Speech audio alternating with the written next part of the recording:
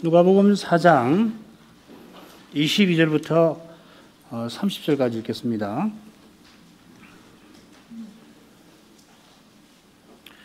저희가 다 그를 증거하고 그 입으로 나오는 바 은혜로운 말을 기이 여겨 가로되 이 사람이 요셉의 아들이 아니냐. 예수께서 저희에게 이르시되 너희가 반드시 의오나 너를 고치라 하는 속담을 인정하여 내게 말하기를 우리의 들은 바 가버나움에서 행한 일을 네 고향 여기서도 행하라 하리라. 또 가라사대 내가 진실로 너희에게 이르노니 선지자가 고향에서 환영을 받는 자가 없느니라. 내가 참으로 너희에게 이르노니 엘리야 시대에 하늘이 새해 6달을 닫히어 온 땅에 큰 흉년이 들었을 때에 이스라엘에 많은 과부가 있었을 때 엘리야가 그중 한 사람에게도 보내심을 받지 않고 오직 시돈 땅에 있는 사렙다의 한 과부에게 뿐이었으며 또 선지자 엘리사 때에 이스라엘에 많은 문둥이가 있었을 때 그중에 한 사람도 깨끗함을 얻지 못하고 오직 수리아 사람 나만 뿐이니라. 회당에 있는 자들이 이것을 듣고 다 분이 가득하여 일어나 동네 밖으로 쫓아내어 그 동네가 건설된 산 낭떠러지까지 끌고 가서 밀쳐 내리치고자 하되 예수께서 저희 가운데로 지나서 가시니라.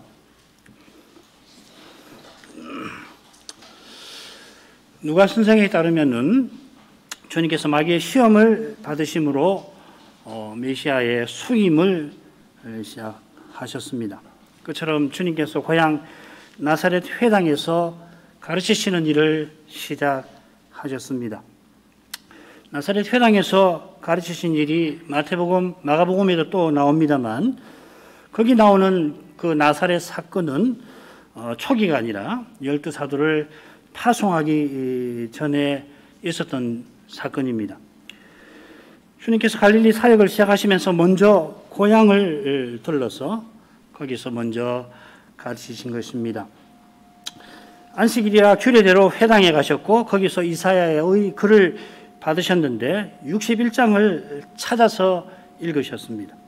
여호와께서 장차 여호와의 종을 보내실 때 성신이 그 종에게 임하실 것이다 하는 예언입니다. 여호와의 종에 관한 예언이 이사야서에 여럿 나오지요. 아주 위대한 예언들인데 굳이 이 예언을 읽으신 것은 갈릴리에 두루 퍼졌던 주님의 그 소문과 붙어 있을 겁니다. 퍼졌던 소문은 필시 예수께서 세례 받으실 때에 성신께서 비둘기 같은 형체로 그분 위에 임하신 것과 관련될 겁니다. 성부께서 성신으로 그리스도를 기름 부으신 것입니다. 주님께서는 이 글이 오늘 너희 귀에 응하였다 선언하십니다. 오늘날도 괜찮아요. 그런데 오늘이라고 말씀하십니다. 이는 예수께서 여호와의 종답게 보내신 일을 이루셨다 하는 뜻입니다. 여호와의 종이 성신으로 기름 부음 받을 때에 가난한 자에게 복음이 전파되고 그에게 가난한 자에게 복음을 전하고 눈먼 자에게 다시 보게 함을 전하고 주의 운혜의 해를 전파한다 예언하였습니다. 예언대로 예수께서 전하신 것입니다. 그런데 놀랍게도 고향 사람들은 다시 보게 함을 받지를 못합니다. 게다가 눈먼 채로 그냥 그대로 있지만 않았습니다. 이게 오늘 살필 본문과도 붙어 있습니다. 하지만 주님은 실패하시지 않았습니다.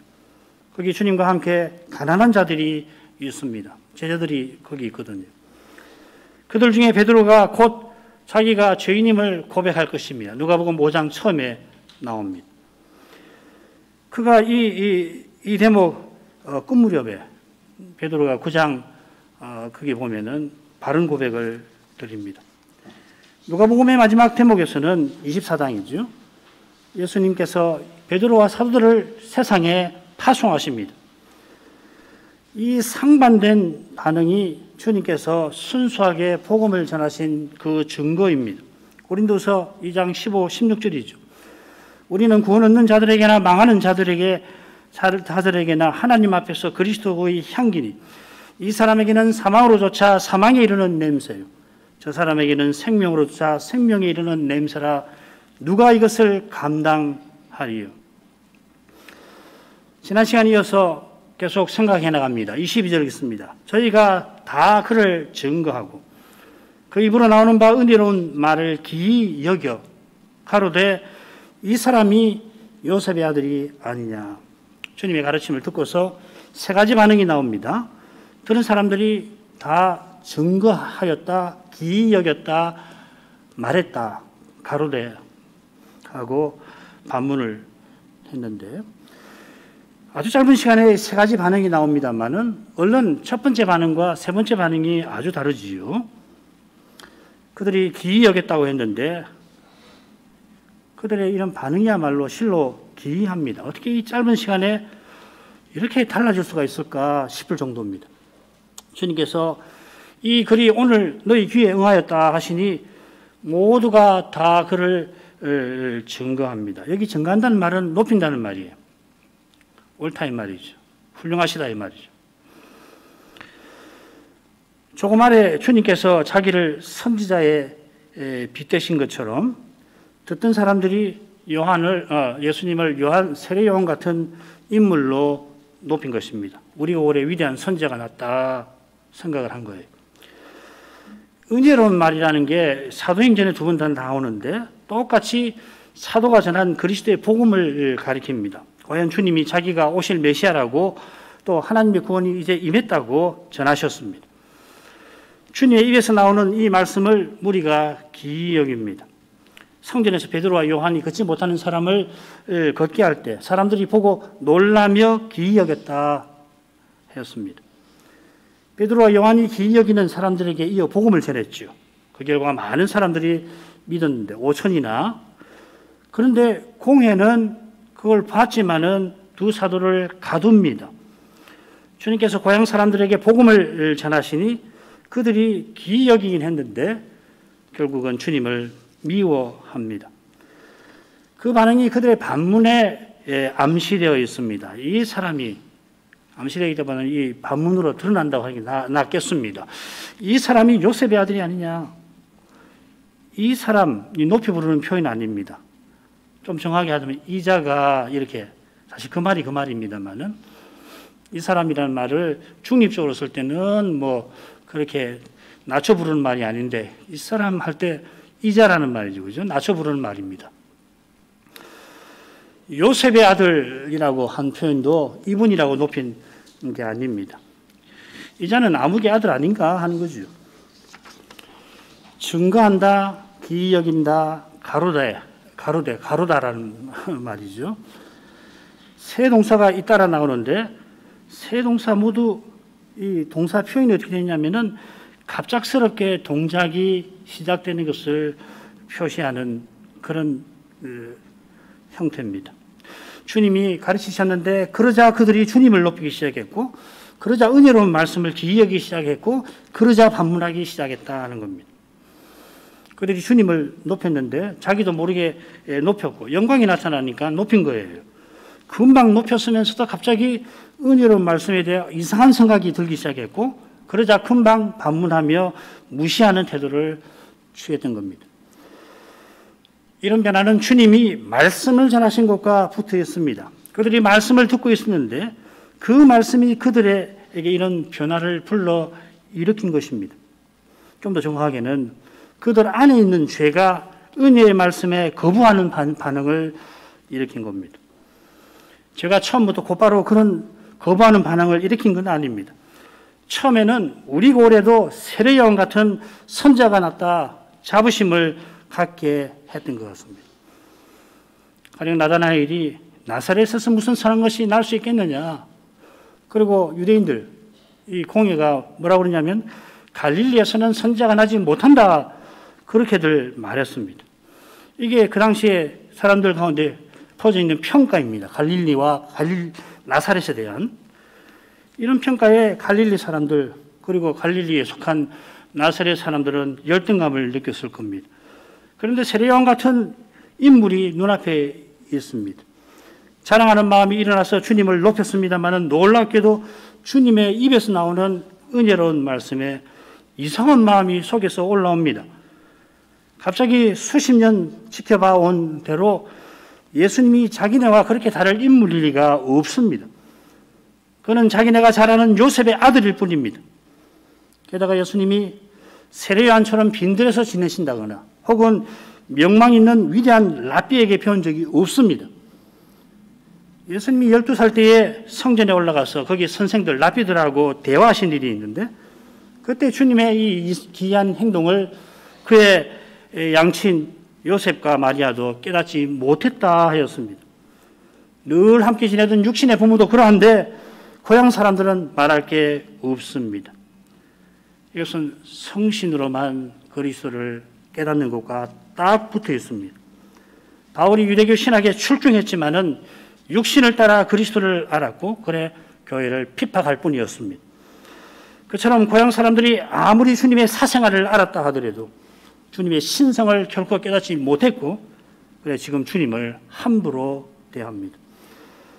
말씀을 듣지 아니하고는 아무도 바르게 대하지를 못합니다.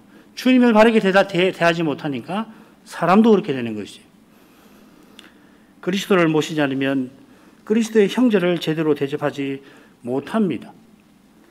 23절부터 27절로 갑니다. 예수께서 저에게 이르시되 너희가 반드시 의원아 너를 고치라 하는 속담을 인정하여 내게 말하기를 우리 애들은 막 가버나움에서 행한 일을 내 고향 여기서도 행하라 하리라. 또 가라사대 내가 진실로 너에게 이르노니 선지자가 고향에서 환영을 받는 자가 없느니라.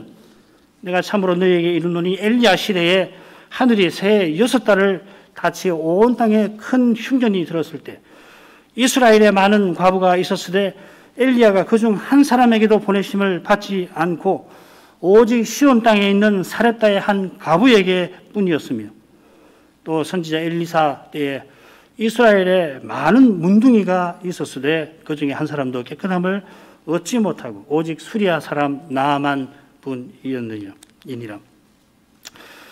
주님께서 고향 사람들의 반응에서 그들의 속내를 이제 들춰내십니다. 그들이 반드시 마음에 감춘 교만을 드러낼 것이다 하는 것입니다.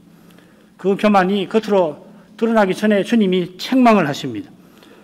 드러나기 전에 교만을 돌아보게 만드십니다. 그 교만을 자극해서 드러나게 하려 하시는 것이 아닙니다. 주님의 사랑을 아는 사람은 이런 생각, 이런 해석을 할 수 없죠.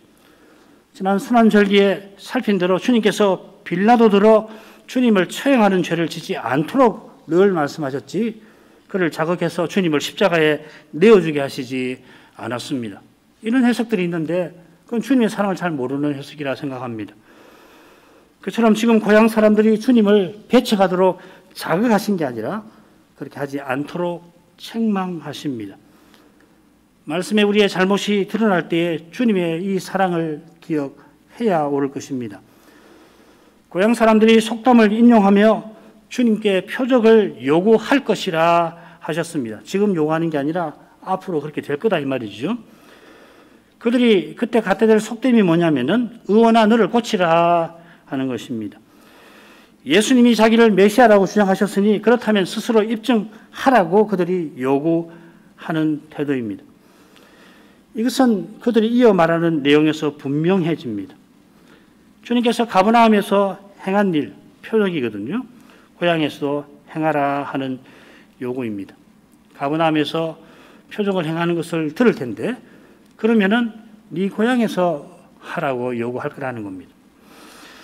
주님께서 과연 앞으로 가버나움에서 많은 표적을 행하시게 될 겁니다. 오늘 오후에부터 여러 가지 표적을 배울 겁니다.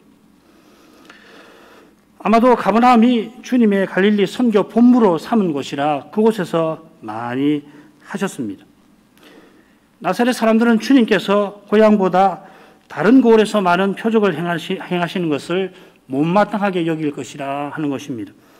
자기네가 대접을 받아야 한다고 그럴 자격이 있다고 생각하니 그렇게 될 것이다 하는 것입니다. 지금 그런 높은 마음을 품고 있어서 그 마음을 버리지 않으면은 앞으로 주님께 감히 요구하게 될 겁니다. 높은 마음, 믿지 아니하는 마음이 있어서 주님께서 나사렛에서 표적을 행하고 싶어도 하시지 못하시는데 지금도 그들이 막는 것입니다. 마태복음 13장에 보면은 하시고 싶어도 믿지 아니하니까 행하지 못하였다 하였습니다. 수로보니게 여인과 같은 마음이 있어야 주님의 은혜를 얻습니다. 우리가 과연 수로보니게 여인이잖아요. 이방인이잖아요. 세리처럼 감히 고개를 들지 못하고 회개하며 자비를 구하는 이가 의롭다 하심을 얻습니다. 처음만 아니라 늘 이 세리 같은 마음이 있어야 해야 되는 거예요. 주님께서 내가 진실로 너에게 이른다 하며 중요한 교훈을 베푸십니다. 진실로 너에게 이른다. 이게 6번 정도 누가복음이 나오는데 다른 5번 다 보면 중요한 교훈을 과연 전하시고 있습니다. 예를 들면은 비유인데 주인이 돌아올 때에 종이 깨어서 주인을 맞이하면은 보십시오. 주인이 띠를 띠고서 그 종을 섬길 것이라 하는 말씀도 나옵니다. 그러면서 내가 진실로 너에게 이르노니 주인이 이렇게 할 거다. 주님의 십자가와 부활을 하는 우리는 이게 무슨 말인지 잘 알아요. 그런 그 당시로 돌아가면 충격입니다. 이런 주인이 없습니다. 어느 주인이 이렇게 합니까? 주인을 맞이한다고 깨웠는데 아이고 수고했다. 내가 네 먹을 거 차려주마. 그런 주인 아마 없을 겁니다. 이런 복된 교훈을 주님께서 지금 그 선지자로서 전하고 계신 겁니다. 이런 교훈을 전하는 선지자인데 선지자가 고향에서는 환영을 받는 자가 없느니라 하십니다. 구원의 교훈을 전하는 선지자니 고향 사람들이 누구보다도 환영할 것 같은데 언약 백성 아닙니까? 더구나 현실은 오히려 반대라는 겁니다. 바로 이 역설이 선지자가 전한 교훈이 참으로 복이라고 하는 것을 드러냅니다. 이 복은 세상이 환영하는 행복과 전혀 다릅니다. 이 복이 참 본향에서 환영받는 것이라 이 세상을 전부로 아는 사람에게 이런 복을 전하면 싫어합니다. 베드로 전서를 보면 이전에 친구들이 함께 원형 경기장 가서 맹수를 죽이고 서로 죽이는 거 보지 않는다고 해서 함께 공동 목욕탕 가서 그 음탕한 짓을 같이 아니한다고 해서 이상한 놈이라 신자를 그렇게 비난하고 심지어 악한 놈이라고 비방한다는 말씀이 베드로 전서에 나옵니다. 그처럼 자기를 높이고 자랑하는 곳에서는 자기를 부인하고 겸손히 은혜를 구하라는 복음을 환영치 못합니다. 안 되지요. 자기 죄를 계속 드러낼 뿐인데. 자기 죄가 드러나서 미워하는 겁니다. 그 미워하는 죄를 회개치 아니하면은 자기 죄를 드러내는 말씀을 대적하고 마는 것이에요. 여러분 구약 선지자 치고 고난받지 아니하는 사람 한번 찾아보십시오. 있는지.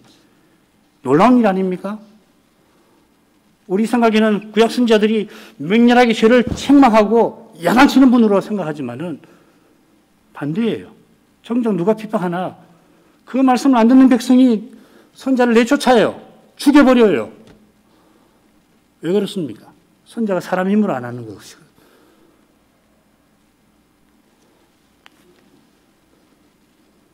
바리새인들이 우리가 조상 때 살았다면은 조상들처럼 선자를 죽이지 않고 공경했을 것이라 자랑을 합니다. 그러고선 비석을 세워놓습니다. 무덤을 화려하게 만듭니다. 그러나 그런 그들이 그 선지자를 죽입니다. 이런 바리새인들의 교훈을 따르던 나사렛 사람들이 주님의 경고에 회개치 아니하더니 곧 지옥 자식처럼 됩니다. 곧 몇 분 후에 예수님을 밀쳐 죽이려고 하는 것이 지옥 자식이 아니고 뭡니까? 갈릴리 사역을 시작하던 그 처음 장면이 놀랍게도 공생의 마지막 십자가 사건과 겹치지 않습니까?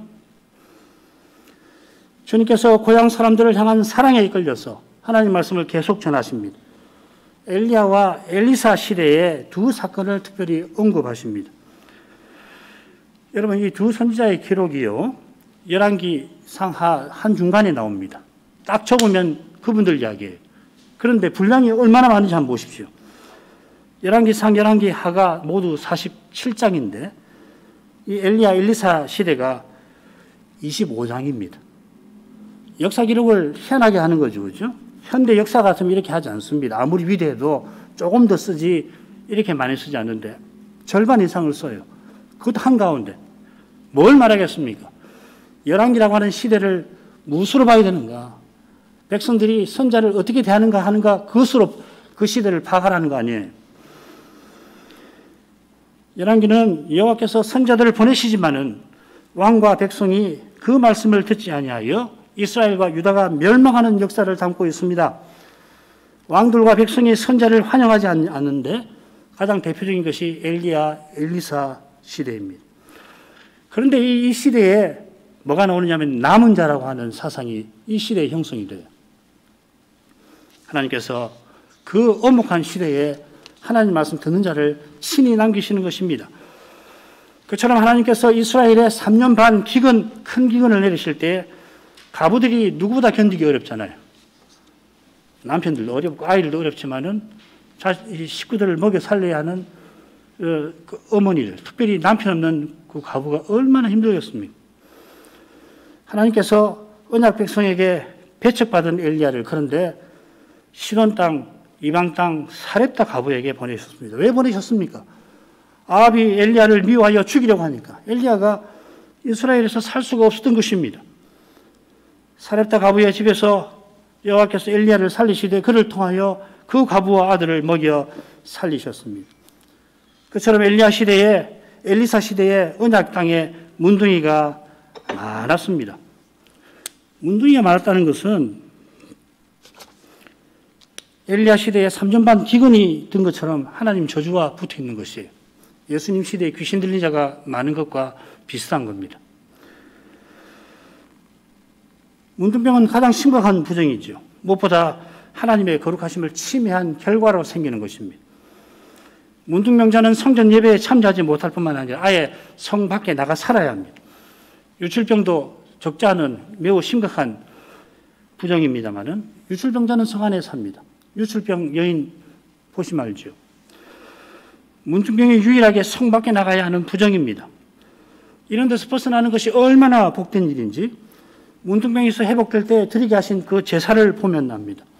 대제사장 임명식처럼 제사를 그렇게 드리라고 한 거예요. 얼마나 복되면 그 굉장한 돈이 들어가는 거거든요. 돈만 하더라도. 대제사장 임명식 때 여러 가지 제사를 드리잖아요. 그런데 기쁨으로 드릴 수 있을 만큼 복된 일입니다. 그런데 이런 복이요, 이방인 나아만에게 임했습니다. 그 이유는 이스라엘이 선자를 환영하지 아니한 말씀을 배척한 데 있습니다. 주님께서 이 유명한 사건들을 들어서 고향 사람들이 엘리야와 엘리사 시대의 이스라엘처럼 살지 말라고 교훈하시는 것입니다. 자, 28, 29절을 가죠. 해당에 있는 자들이 이것을 듣고 다 분이 가득하여 일어나 동네 밖으로 쫓아내어 그 동네가 건설된 산 낭떠러지까지 끌고 가서 밀쳐 내리치고자 하되, 놀랍게도 회당에 있는 자들 모두가 말이에요, 주님 말씀을 듣고는 분에 가득 찼습니다. 회당에는 남자만 있는 게 아니라 여성들도 있습니다. 성전과 마찬가지로 성전에는 여인의 뜰을 해서 남성의 뜰을 구분해 놓는데 여기는 한 공간이니까 칸막이나 그 다음에 창살을 두고서 이 구분을 해놨습니다. 주님께서 이방인 여성이 기근에서 건짐받고 이방인 남성이 문둥병에서 고침받은 일을 말씀하셨는데, 남성이고 여성이고 할 것 없이 주님의 교훈을 듣고서 똑같이 분노하였습니다. 어떻게 한 사람도 주님의 말씀에 회개치 아니하는지 저는 실로 무섭습니다. 제가 무서운 것은 주님의 거룩한 영광 앞에 더욱 죄되는 바로 거기 있는 것이에요. 주의 거룩한 영광이 주의 사랑에서 비치는데도 그 사랑을 거부하는 바로 거기에 저의 죄되는 것이 있는 것입니다. 바로 이는 제가 그리스도를 십자가에 못 박히게 만든 것입니다. 십자가 아니면은 우리 죄를 사실 길이 없어요. 달리 살 길이 혹 있다 하더라도 그 길은 십자가와 맞먹는 그런 것입니다. 자기 죄든지 남의 죄든지 무릇 죄를 보게 될 때에 우리는 즉각 그리스도의 십자가로 나아가야 할 것입니다. 거기서만 죄가 죄되는 이 두려운 일을 피할 길이 열리는 것입니다. 여기 분위기 가득한 모습이 사도행전 19장에 나옵니다. 에베소의 아데미 은감시를 만드는 그 신상 모형을 만드는 사람들이 바울의 선교로 큰 손해를 보고서는 분이 가득하여 그러다 아담이여, 에베소 사람의 아담이여 하고서 바울 일행을 잡아 죽이려 했죠. 바울의 전도로 많은 사람이 마술하는 데서, 우상 섬기는 데서 돌아왔습니다. 돌이킨 사람들이 마술책을 자진해서 불살랐는데 그 양이 얼마나 되냐면 무려 은 5만이나 됩니다. 누가는 뭐라고 요약하느냐면 주의 말씀이 힘이 있어 흥하여 세력을 얻으니라. 이 사건을 기록하고 이렇게 요약해 놓았습니다. 얼마나 놀라운 일이 벌어진 것입니까? 구원의 소망의 빛이 얼마나 찬란하게 비쳤습니까? 그런데 그 거룩한 빛에 여전히 우상 섬기며 돈 버는데 골몰한 사람들은 놀랍게도 분이 가득하여서 말씀 전하는 바울을 죽이려 합니다. 그런 일이 지금 에베소가 아니라 언약의 땅에 예수님의 고향 마을에 일 벌어졌습니다. 죄가 드러날 때에 죄를 회개치 아니하는 데서 회개치 아니할 뿐만 아니라 죄를 드러내는 말씀에 반발하는 이런 데서 이 무서운 분노가 일어나는 것입니다. 회당에 있는 모든 사람들이 분에 가득하자 누구라 할 것 없이 일어서더니 주님을 동네 밖으로 쫓아냅니다. 이 쫓아낸다는 말이 흔히 귀신 쫓아낼 때 쓰는 말이에요. 엑발로라는 말인데 아마 마을 산 남자들이 주님을 끌고 회당 밖으로 나아가 마을 밖으로 끌고 나간 겁니다. 마을 밖에 낭떠러지가 있어서 거기서 밀쳐 떨어뜨리려 한 겁니다.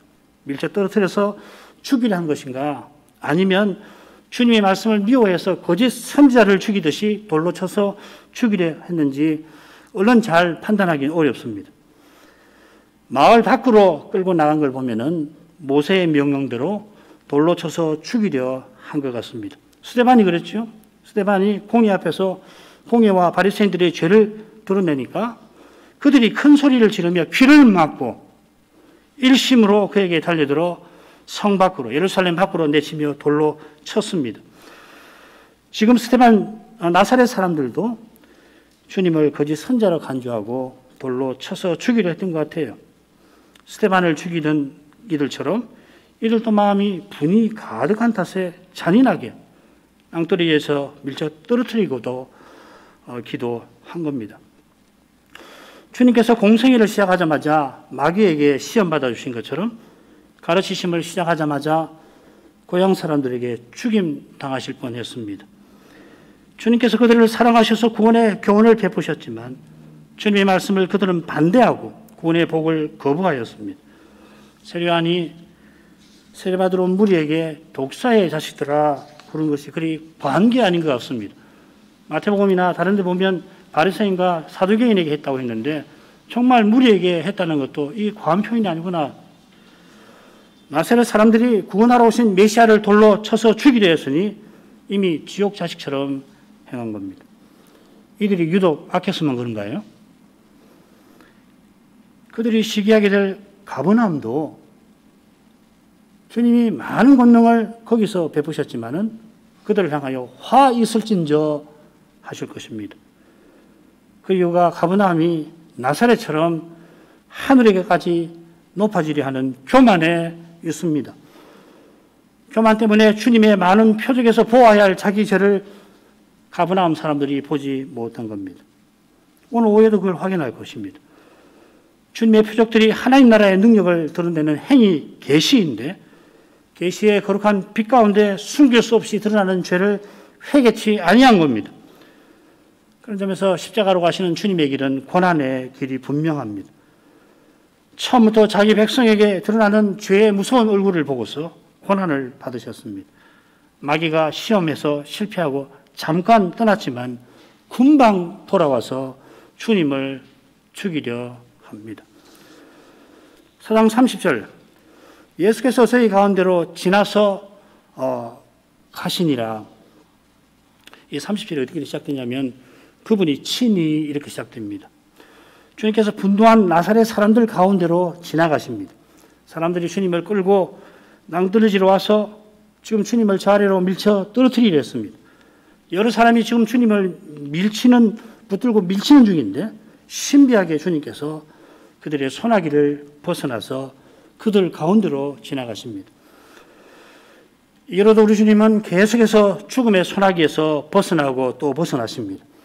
몇 분이나 그렇게 하셨는지 조사할 만도 합니다만은 기록된 것보다 훨씬 많을 겁니다. 사실 사람들이 실제로 주님을 죽이려 한 것도 이 중요한 사실이겠지만 못지않게 중요한 것은 주님이 죽음의 고통을 맛보신 사실입니다. 주님께서 백성의 존경과 지지를 받으시자 바리새인과 사두개인들이 주님을 체포하여 죽이려고 온갖 방법을 곧 동원하게 될 것입니다. 주님께서 십자가를 지셔야 하므로 그 악한 꾀와 올무를 벗어나십니다마는 그때마다 죽음의 고통을 맛보셨을 겁니다. 나는 하나님이니 뭐 이런 정도 내게는 통하지 않아. 그렇게 하셨을 것 같습니까?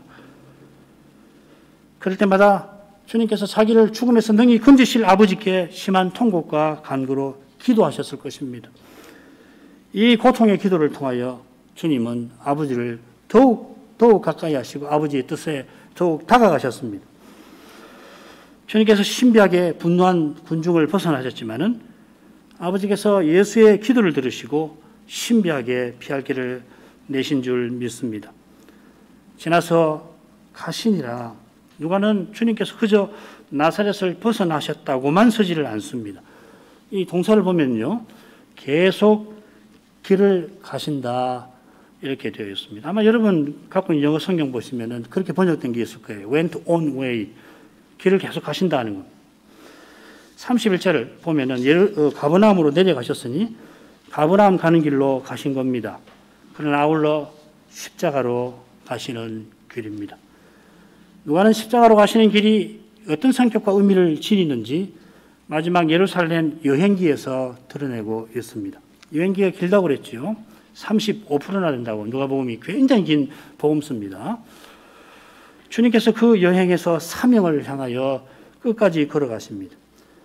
그처럼 갈릴리 사역을 시작하시던 처음부터 주님은 그 길을 가로막는 이들을 지나서 그 길을 계속 걸어가십니다. 누가가 쓴 다른 성경책 사도행전의 여행기가 많은 건 우연이 아닐 것입니다. 바울사도가 여러 번 여행길에 오른 것은 주님께서 보이신 그 길을 달려간 것입니다. 사도행전 20장 24절 나의 달려갈 길과 주 예수께 받은 사명을 마치려 하면 나의 생명도 조금도 귀한 것으로 여기지 아니하노라. 우리가 누가복음에서 주님 가시는 길을 따라갈 때에 이 사도와 같은 심정과 태도를 취할 겁니다.